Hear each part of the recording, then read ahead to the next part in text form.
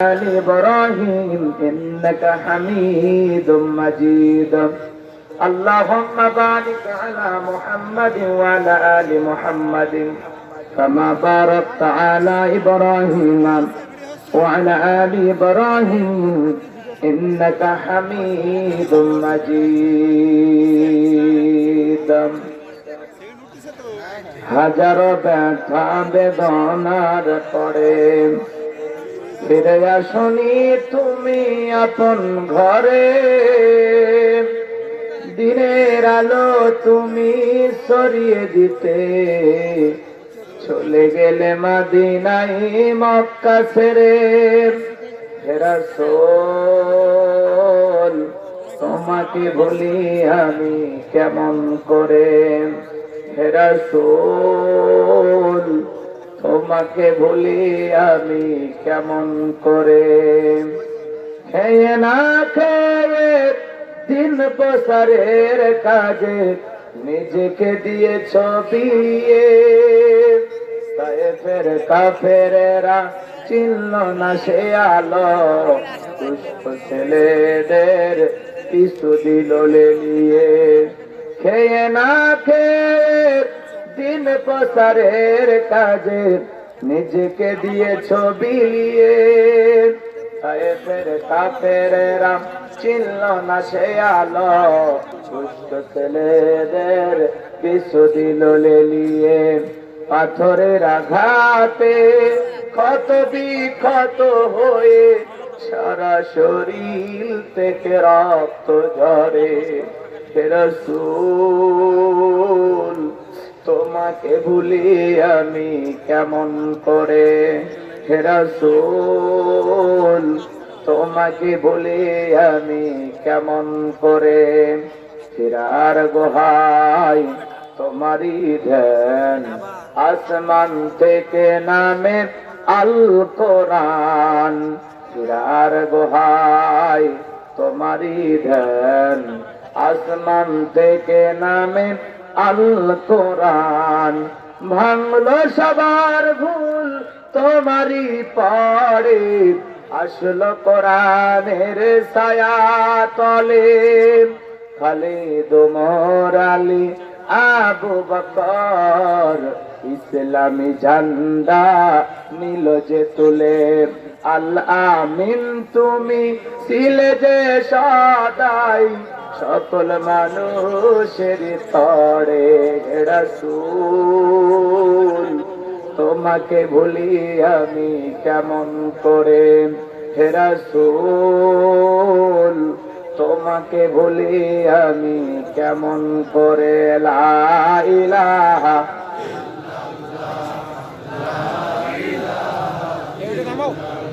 জোরে লা জোরে লা ইলাহা জোরে লা ইলাহা।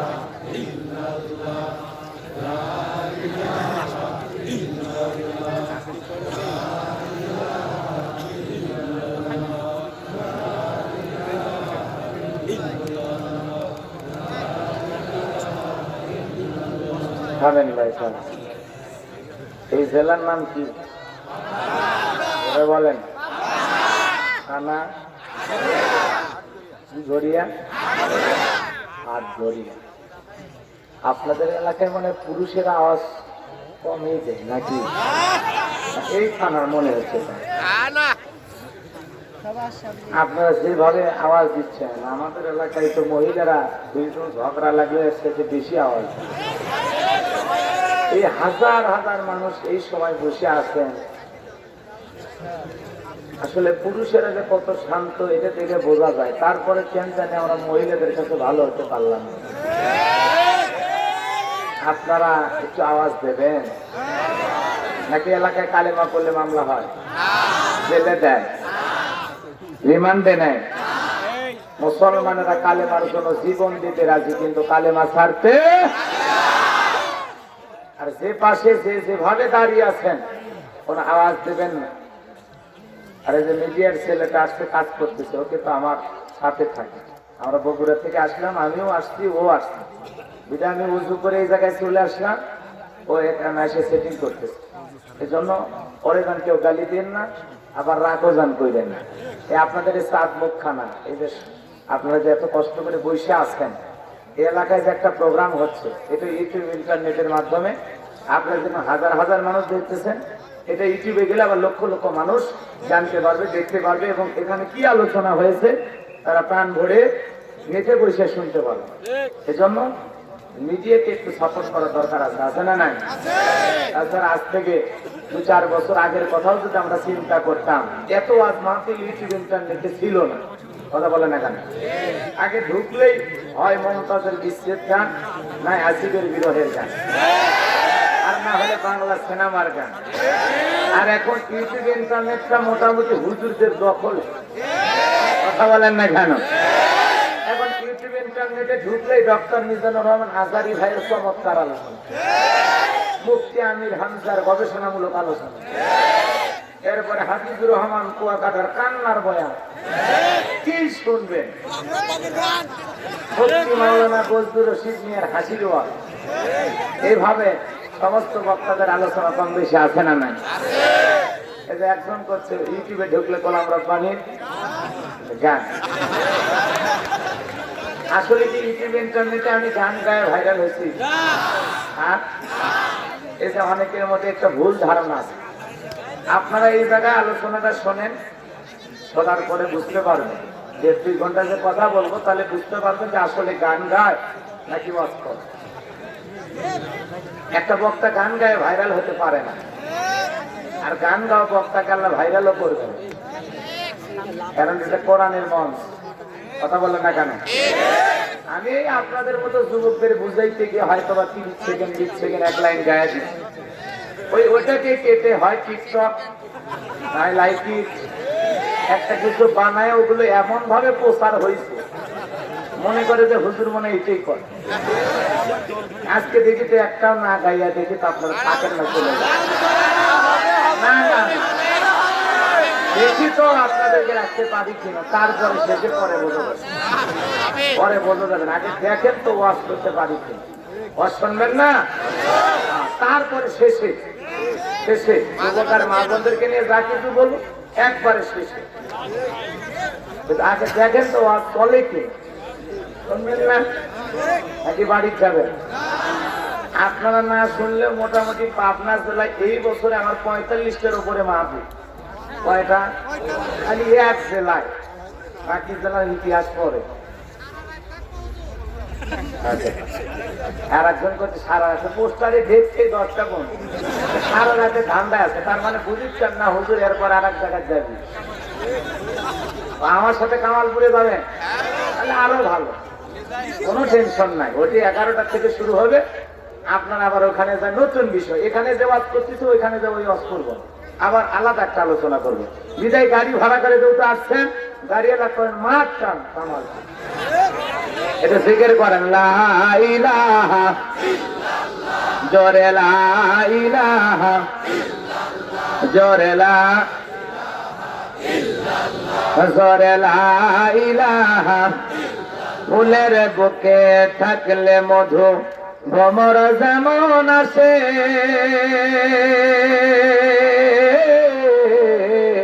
কোরআনের জ্ঞান থাকলে বুকে সবাই ভালোবাসে। লা ইলাহা জোরে লা ইলাহা জোরে লা।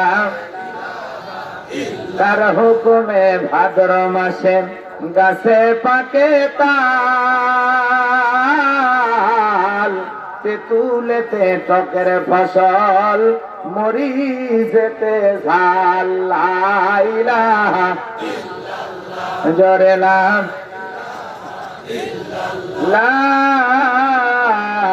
ইলাহা ইল্লাল্লাহু মুহাম্মাদুর রাসূলুল্লাহ। জবান সিরাত পড়তে পড়ছি সাল্লাল্লাহু আলাইহি ওয়াসাল্লাম। ঐতিহ্যবাহী পাবনা জেলার আটঘরিয়া থানার অন্তর্গত রামেশ্বরপুর দক্ষিণপাড়া জামি মসজিদের উন্নতি কল্পে আজকের এই বিরাট ইসলামী জালসার সম্মানিত সুযোগ্য অনারেবল প্রেসিডেন্ট জনাব আলহাজ মোহাম্মদ আব্দুল সত্তার সাহেব, আল্লাহ পাক তার গোলামকে হায়াতে তৈয়বা সিয়াতে কুলিয়া দান করুন, সকলে বলুন আমিন। আজকের প্রোগ্রামের সম্মানিত প্রধান অতিথি, আপনাদের প্রান্তীয় চেয়ারম্যান, বিশিষ্ট রাজনীতিবিদ, বিশিষ্ট সমাজ সেবক, জনদরদী নেতা জনাব আব্দুল গফুর মিয়া সাহেব, আল্লাহ পাক তার গোলামকে নেখায়াত দান করুন, জনগণের খেদমতের জন্য ওমর ফারুকের মতো আদর্শবান নেতা হিসেবে কবুল করুন, সকলে বলুন আমিন। আজকের প্রোগ্রামের সম্মানিত বিশেষ অতিথিবৃন্দ, আলোচনাকে ধন্য করেছেন সিরাজগঞ্জের কৃতি সন্তান, প্রিয় ভাই, বিশিষ্ট ইসলামী চিন্তাবিদ, প্রফেসর কোরআন হযরত মাওলানা আব্দুল হান্নান সাহেব দামাত বরকাতুহু আলিয়া, প্রিয় ভাইয়ের জবানকে আল্লাহ পাক সারা বিশ্বের জন্য কবুল করুন, সকলে বলুন আমিন। আর জবানে আল্লাহ বরকত দান করুন, সকলে বলুন আমিন। মাগরিব থেকে ভাই বয়ান করেছেন, এরপরে এসা পরে কথা হয়তো শুরু করেছিলেন, কিন্তু এইভাবে আপনাদের সামনে বলতে পারে নাই। উনি কিন্তু অনেক সুন্দর কথা বলতে পারেন এবং উনি অনেক মাহফিলের প্রধান বক্তা। আমার এই জায়গায় আসছেন শুধু আমরা দুই ভাইয়ের মধ্যে একটা ভালো মহব্বত, এজন্য আমরা আসছি। আমরা আত্মার আত্মীয় বলতে পারেন, দিনের দায়ী হিসাবে দুজনে আমরা দিনী ভাই। আপনারা আমাদের জন্য দোয়া করবেন, আল্লাহ যেন আমার ভাইয়ের কণ্ঠকে সারা বিশ্বের জমিনে কবুল করেন, সকলে বলুন আমিন। মঞ্চে উপস্থিত সম্মানিত ওলামায়ে কেরাম, আমার সামনে বসে আমার মাথার তাপ, পিতৃ সমতুল্য মুরব্বী বাবাজিরা, কলিজার টুকরা প্রান্তীয় যুবক ভাইরা, ছোট্ট ছোট্ট সোনা মানিকেরা, পর্দার আড়ালের সম্মানিত অবলা সরলা আবেদা সালেহা মা ও বোনেরা, প্রশাসনের সম্মানিত পুলিশ ভাইরা, ডিবির ভাইরা, জাতির বিবেকপ্রিয় সাংবাদিক বন্ধুগণ, বিভিন্ন রাজনৈতিক দলের সম্মানিত নেতা কর্মী ভাইরা, সবাইকে আবারও সালাম বিনিময় করছি। আশা করছি সকলে সালামের জবাব জোরে সরে দেবেন।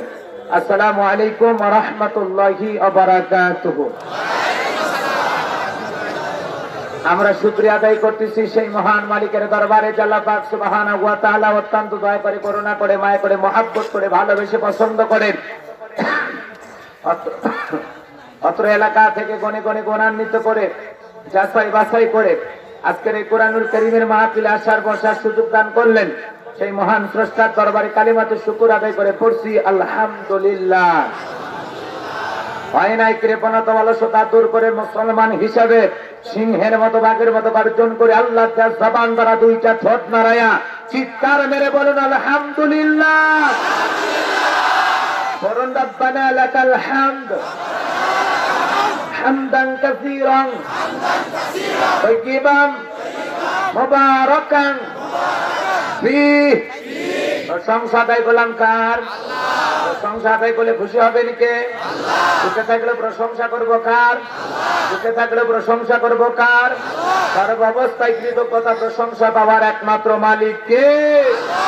আল্লাহ রাব্বুল আলামিন বলেন, কুল লাউ কানাল বাহরু মিদাদান লিকালিমাতি রাব্বি লানাফিদাল বাহরু ক্বাবলা আন তানফাদা কালিমাতু রাব্বি ওয়ালাউ জিনা বিমিসলিহি মাদাদা। জোরে বলুন আল্লাহু আকবার। সূরা কাহফ আয়াত নম্বর 109। আল্লাহ রাব্বুল আলামিন জানায় দিলেন, নবীজি আপনি বলুন, तमाम পৃথিবীর সমুদ্রের পানিগুলোকে যদি কালে বানায়া আমি মালিকের কৃতজ্ঞতা প্রশংসা লেখা শুরু করা হয়, সমুদ্রের পানি শেষ হয়ে যাবে। অনুরূপ ভাবে আবার সমুদ্রে এনে দিলেও আমি মালিকের কৃতজ্ঞতা প্রশংসা লেখা শেষ করা যাবে না। জবান ছেড়ে বলুন ভাই আলহামদুলিল্লাহ। প্রশংসা করি আমি আল্লাহ তাআলার, বিশ্বজাহান সৃষ্টি গুলো কুদরতে যাহার, জ্ঞান বিজ্ঞান শিল্প কলা আবিষ্কার যত, খোদার মহিমা তারা গাইছে অবিরত। মাটির মানুষ চন্দ্রে গেল কুদরতে যাহার, প্রশংসা করি আমি আল্লাহ তাআলার। ডিমগুলো সব একই রকম, পার্থক্য নাই মোটেও, সাদা কালো বাচ্চাগুলো কেমন করে ফোটে। আমরা সবাই বাস করি একই পৃথিবীর অঙ্গে, হাতের লেখা মুখের চেহারা মেলে না কারোর সঙ্গে, আর মেলে না গলার আওয়াজ, বুড়া আঙ্গুলের টিপ। আল্লাহ পাকও একজন আছে, প্রমাণ হইল ঠিক। জোরে বলুন মারহাবা। লক্ষ্য করে ধরবে সালাম মানবতার শ্রেষ্ঠ বন্ধু বিশ্বনবী বিশ্ব নেতা জেনবী আইজমে সাইলাতের যুগে আগমন করে অসভ্য মানুষগুলোকে সভ্য বানিয়েছেন, অভদ্র মানুষগুলোকে ভদ্র বানিয়েছেন। কোরআন নামের সংবিধান দিয়া কোরআনের রাজ কায়েম কইরা সোনালী যুগ উপহার দিয়া মদিনার পাক ভূমিতে শায়িত আছেন। সে রাসূলের প্রতি মহব্বত নিয়ে পড়ছি দরুদ ও সালাম। সকলেই পড়ুন সাল্লাল্লাহু আলাইহি ওয়াসাল্লাম। সম্মানিত ভাইরা, আজকের মাহফিলে আসতে পেরে বসতে পেরে আপনারা খুশি না বেজার? কারা কারা বেজার দু হাত তুলে দেখান তো দেখে। আপনারা বেজার? ও ঝোঁকে তুলে ফেলেছেন, এতই ঝোঁক বেশি।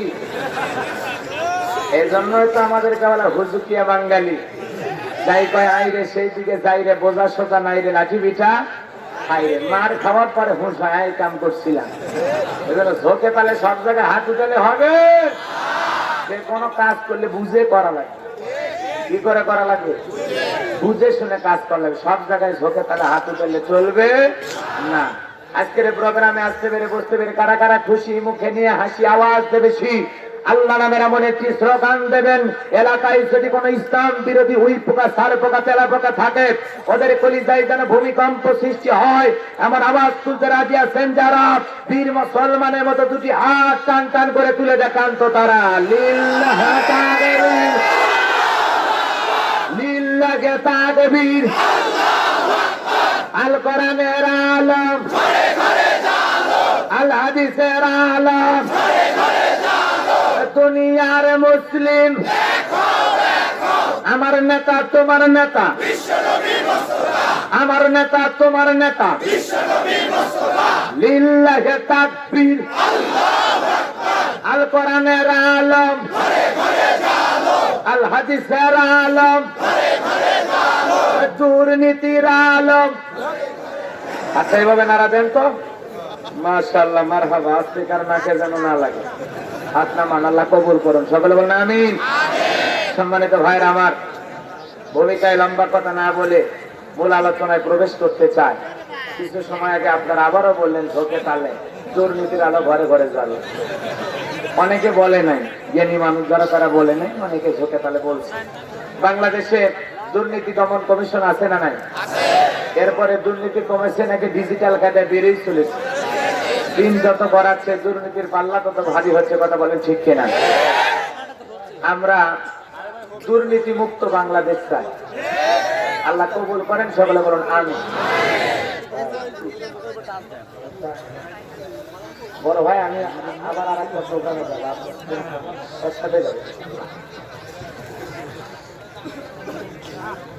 আমাদের এই বাংলাদেশে আমরা মাদক মুক্ত চাই। আল্লাহ কবুল করুন। আমাদের এই বাংলাদেশে আমরা যৌতুক মুক্ত চাই। আল্লাহ কবুল করুন। সম্মানিত ভাইয়ের আমার, ভূমিকায় লম্বা কথা না বলে সরাসরি আলোচনায় প্রবেশ করতে চাই। এরপরে পিএইচডি কথা না বললে নয়। আমরা যত জায়গায় কোরআনের কথা বলতে যাই বলে হুজুর বুঝে শুনে ওয়াজ করবেন। আবার অনেকে কয় হুজুর মাথা ঠান্ডা রেখে ওয়াজ করবেন। আবার অনেকে বলে হুজুর বোঝেনি তো এলাকা কার। আবার কেউ কেউ বলে হুজুর ওয়াজ যা করেন করেন, কোনো সমস্যা নাই, কিন্তু রাজনীতির কোনো ওয়াজ করতে পারবেন না। এরকম এক একজন লোক এক একটা পরামর্শ দেয়, কথা বলে। আছে না নাই? আপনারাই বলেন, এক ডাক্তার চিকিৎসা করতেছে, তো রোগী সমস্ত রোগের কথা বলতেছে। রোগের বিবরণ শুনে ডাক্তার সাহেব বলতেছে, ভাই এই যে একটা ট্যাবলেট দিচ্ছে এটা খান, আপনার রোগ ভালো হয়ে যাবে। রোগী বলতেছে, ডাক্তার সাহেব এত বড় ট্যাবলেট আমি কি খাইতে পারবো? আপনি অন্য ব্যবস্থা নেন। ডাক্তার বলতেছে, ভাই ট্যাবলেট খেতে পারবেন না? বলে না, ছোট ভাতি গলায় আটকায়, আর ট্যাবলেট খাইলে তো মরেই যাবে। তো বলতেছে ঠিক আছে, তাহলে একটা ইঞ্জেকশন করে দিই। বলতেছে, ওরে বাবা, পিপিলিকে কামড় মারলে সহ্য করতে পারি না, আর ইঞ্জেকশন দিলে তো আমি বাঁচবই না। আপনারাই বলেন, ডাক্তার যদি রোগীর পরামর্শ অনুযায়ী চিকিৎসা করে রোগ ভালো হবে? আরো জোরে বলেন, ভালো হবে? হবে। কোন রোগের জন্য ট্যাবলেট দরকার, ইঞ্জেকশন দরকার নাকি অপারেশন দরকার, এটা ডাক্তার ভালো বুঝবে। কথা বলেন ঠিক কিনা? আপনারা আলেম ওলামাদেরকে দাওয়াত দিয়ে এসে বলেন হুজুর এইটা বলা যাবে না, ওইটা বলা যাবে না, এই হইছে সে হইছে। আপনারাই এত বোঝেন, আমাদেরকে আনেন কেন? কথা বলেন না কেন? এই জন্য আমার পরিষ্কার কথা, আজকের আলোচনা প্রধান অতিথির মতো হবে না, মাহফিল কমিটির সভাপতির মতো হবে না, যে যুবকেরা দাওয়াত দিয়েছে তাদের মতো হবে না। আল্লাহর কোরআন যা বলবে গোলাম রব্বানী তাই বলবে, এতে কে খুশি কে বেজার ওইটা দেখার সময় নাই। কথা বলেন ঠিক কি রাগ করতেছেন নাকি আপনারা? এইগুলো এই মাহফিলে কেউ কিন্তু আমাকে কিছু বলে নাই। আপনারা আবার মনে করেন না যে হুজুরে মানে কেউ কিছু বলছে, কেউ কিছু বলে না, কিন্তু পরিবেশটা এমন, সেখান থেকেই বলতেছি। আর রাগ করেছেন আপনারা? এজন্য আমারও চিন্তা ভাবনা, আমিও রাজনীতি করব না, কারণ বাংলাদেশের রাজনীতি নিয়ে কথা বলে আমার কোনো লাভ আছে? আর আসছি তো ভিন্ন আর একটা জেলায়, জেলার নাম পাবনা, নাই কোনো ভাবনা। এই জেলায় যে আমি রাজনীতির কথা বলবো, আগামী নির্বাচনে এলাকার মহিলা মেম্বার পদে দাঁড়াইতে দেবে, আমি কেন এখানে রাজনীতি করব? যদি করাই লাগে আমার নিজের জেলা গাইবন্ধতে করা লাগবে। কথা কোন ঠিক কেনা? এখানে রাজনীতিবিদ অনেক আছে, আমি খামাখা পেঁচের মধ্যে পড়বো কেন? এজন্য আপনারা টেনশন মুক্ত থাকবেন। আমি বাংলাদেশের রাজনীতি কোন দলের বক্তা না, আমি রাজনীতি কোনো বক্তব্য দেব না। I will not say political work because I am not a leader of any political party. কারণ এখানে সব দলের লোক আছে না নাই? এখানে বসে আওয়ামী লীগ, বিএনপি, জাতীয়বাদ, জামাত ইসলাম, জাসদ, বাসদ, চরমার, আশি, জামদাকে পুরোপুরি 8,000 ওলামা নিজামা, তাবলিগ, পাবলিক, ওলামা লীগ, গণতন্ত্র, গণফোরাম, সুসমাজ, বিজ্ঞান, এলজিবি, নাওয়ার শক্তি, হিবিল সোসাইটি, 4 দল, 14 দল, আর 19 দল, 20 দল, হিন্দুস্তান, বিএনএফ, বাংলাদেশ কংগ্রেস এ পর্যন্তই থাক। বাংলাদেশে কত দল? কথা বলেন ঠিক কিনা? আমি যদি দলীয় আলোচনা করি, এদিক থেকে একটা দলের লোক গুটা মারে, ওই দিক থেকে আর একটা দলের লোক থানায় টেলিফোন করে, আমি হুজুর অবস্থা ভালো না খারাপ? অতএব বাংলাদেশের রাজনীতির আমি একটি কথাও বলবো,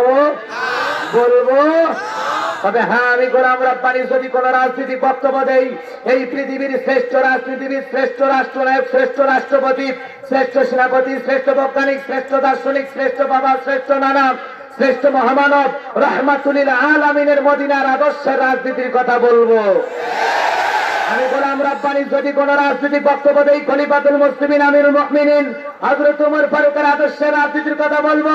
সেই ওমর ফারুক আল্লাহর জমিনে আল্লাহর আইনকে প্রতিষ্ঠিত করার জন্য নিজের কলিজার টুকরা ছেলেকে পর্যন্ত ছাড় দেয় নাই। কথা বলেন ঠিক না? সেই মদিনাওয়ালার আদর্শের রাজনীতির কথা শোনার পর আপনার যেন আবার চুলকে নিয়ে আরম্ভ না হয়, কারণ কোরআন হাদিসের হক কথা সবার কাছে হজম হয় না। আপনারাই বলেন তো, এখানে যদি সুদ করে সামনে সুদের আলোচনা করা হয়, ওই সুদখোর কি দাসুরিয়া বাজার থেকে মিষ্টি নিয়ে এসে বলবে গোলাম রব্বানী ভাই হা করেন মিষ্টি খান, নাকি বলবে এই হুজুর এসে আমার সুদের ব্যবসায় লালবাতি জ্বালাইছে? যারা ঘুষ খায়, দুর্নীতি করে, হারাম করে, ওদের সামনে ঘুষের ওয়াজ করলে খুশি না বেজার? যারা বেনামাজি নামাজ পড়ে না, ওদের সামনে নামাজের ওয়াজ করলে খুশি না বেজার? যে মা বোনেরা বোরকা পরে না, পর্দা করে না, বুকে অন্য পর্যন্ত নেই না, জিন্সের প্যান্ট গেঞ্জি পরে রাস্তাতে হাইটে যায়, পিছন দিকটা তাকালে বলছে দুটো সুপারি গাছ দাঁড়িয়ে আছে, এরকম বেহায়া পর্দা নারীর সামনে পর্দার ওয়াজ করলে খুশি না বেজার? এক কথাই ওয়াজ যদি কারো বিপক্ষে চলে যায়, কিয়ামত পর্যন্ত সে বক্তার উপরে খুশি থাকতে পারে না। কথা বলে ঠিক কিনা? এই জন্য আমি পরিষ্কার ভাবে কোরআনের সমস্ত কথা আপনাদের সামনে ওপেনে বলবো। স্পষ্ট কথা কোরআনের ভিতরে নাই, যা বলবো স্পষ্ট পরিষ্কার। কথা বলেন না কেন? আল্লাহ বলেন তিবিয়ান লিকুল্লি শাই, মানব জীবন পরিচালনা করার জন্য রান্নাঘর থেকে পার্লামেন্ট পর্যন্ত যত নিয়ম নীতি দরকার দিয়েছেন বিশ্ব সরকার, তখন এক শ্রেণীর মুসলমানের কাছে এই কোরআন হাদিসের হক কথা সহ্য হয় না। কথা বলেন ঠিক কিনা? এই জন্য মনে রাখবেন, যেই কোরআন মসজিদে চলে, যেই কোরআন মাদ্রাসায় চলে, ওই কোরআন দিয়ে সমাজ চালালে সমাজ জান্নাতি সমাজে পরিণত হবে। কথা বলেন ঠিক কিনা? এই জন্য কোন রাষ্ট্রচক্রকে আমরা ভয় পাই না, কোন বাতিল শক্তিকে আমরা ভয় পাই না। আমি গোলাম রব্বানী কোরআনের হক কথা বলবো। কোরআনের হক কথা বলতে কিন্তু ফাঁসির দড়িতেও ঝোলা লাগে, কোরআনের হক কথা বলতে কিন্তু জেল জুলুম নির্যাতনের শিকার হওয়া লাগে, কোরআনের হক কথা বলতে গিয়ে যদি মামলা হামলার শিকার হওয়া লাগে, কোরআনের হক কথা বলতে গিয়ে যদি বাতিলের বুলেটের সামনে দাঁড়ানো লাগে, আমি গোলাম রব্বানী আল্লাহর কোরআনের জন্য, চীনের জন্য এ জীবন বিলিয়ে দিতে রাজি। এরপরে দুনিয়ার কোন রাম বাম নাস্তিকের কাছে, কোন জালেমের কাছে মুমিনেরা, ইমানদাররা মাথা নত করতে পারে না, পারে না, পারে না, পারে না। আল্লাহকে দেখা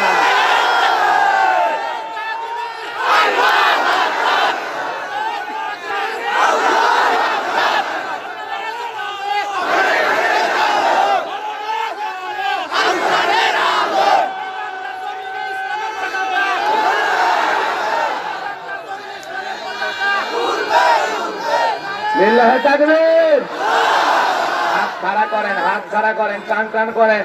শোনেন, আপনার মুসলমানের এই জীবনের মালিক কি? নাকি বান্ধবী? হ্যাঁ, যুবকেরা বলে আজ থেকে জীবন তোমার। হাইরে হাইব্রিড শয়তান। জীবন বানাইছে কে গো? মৃত্যু বানাইছে কে?